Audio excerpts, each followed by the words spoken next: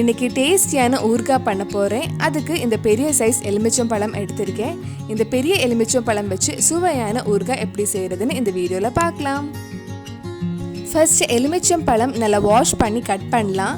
இந்த பெரிய சைஸ் எலுமிச்சம்பழம் மலையாளத்தில் வடுகப்புளின்னு சொல்லுவாங்க, தமிழில் கிடாரங்காய்னு சொல்லுவாங்கன்னு நினைக்கிறேன்.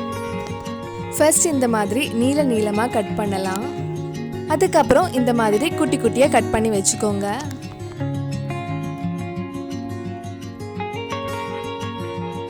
அடுத்தது 1/4 கிலோ பேரிச்சம்பழம் எடுத்திருக்கேன். அதில் இருக்கிற கொட்டையை எடுத்துட்டு கட் பண்ணி வச்சுக்கோங்க. ஊறுகாய் பண்ணுறதுக்கு ஒரு பெரிய கனமான பாத்திரம் எடுத்திருக்கேன். வேச்சான பாத்திரம் எடுத்தால் சீக்கிரம் அடி பிடிக்காது. இதில் 1/4 கப் தேங்காய் எண்ணெய் ஊற்றுறேன். நல்லெண்ணெய் யூஸ் பண்ணால் ஊறுகாய் 5-6 மாதம் கெட்டு போகாமல் இருக்கும். நான் டேஸ்ட்காக தான் தேங்காய் எண்ணெய் எடுத்திருக்கேன். நீங்கள் தேங்காய் எண்ணெய் இல்லை நல்லெண்ணெய் எது வேணாலும் எடுத்துக்கலாம். இதில் 1 டீஸ்பூன் வெந்தயம், 2 டீஸ்பூன் கடுகு போட்டிருக்கேன். கடுகு வெடிச்சதுக்கப்புறம் கறிவேப்பிலையும் 1/4 கப் சின்ன வெங்காயம் கட் பண்ணி போட்டிருக்கேன்.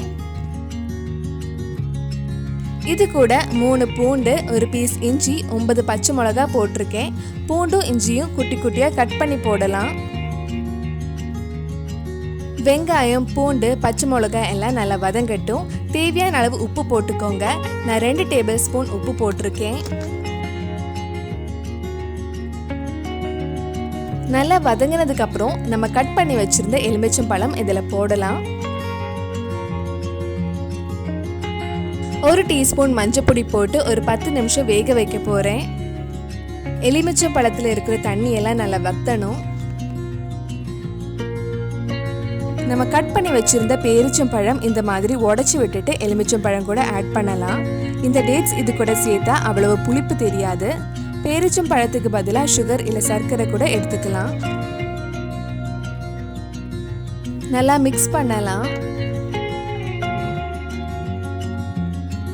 2-3 நிமிஷம் நல்லா வதங்கினதுக்கு அப்புறம் 1 டீஸ்பூன் மஞ்சள் பொடி, 4 டீஸ்பூன் மிளகாய் பொடி, 100 கிராம் ஊறுகாய் பொடி இதில் போட்டு மிக்ஸ் பண்ணுறேன். ஊறுகாய் பொடி கடையிலே வாங்க கிடைக்கும். இதில் ஒரு 1/4 கப் தண்ணி ஊற்றி கிண்டலாம்.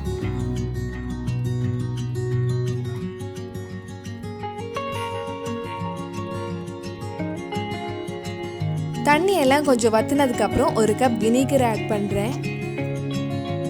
கொஞ்ச நேரம் கிண்டி விட்டுட்டே இருக்கலாம். இந்த ஊறுகாய் 3-4 மாதம் வரைக்கும் கெட்டு போகாமல் இருக்கும். ஊறுகாய் ரொம்ப நாள் இருக்கணும்னா ஊறுகாய் எடுக்கும்போது ஈரம் இல்லாத ஸ்பூன் யூஸ் பண்ணி எடுங்க.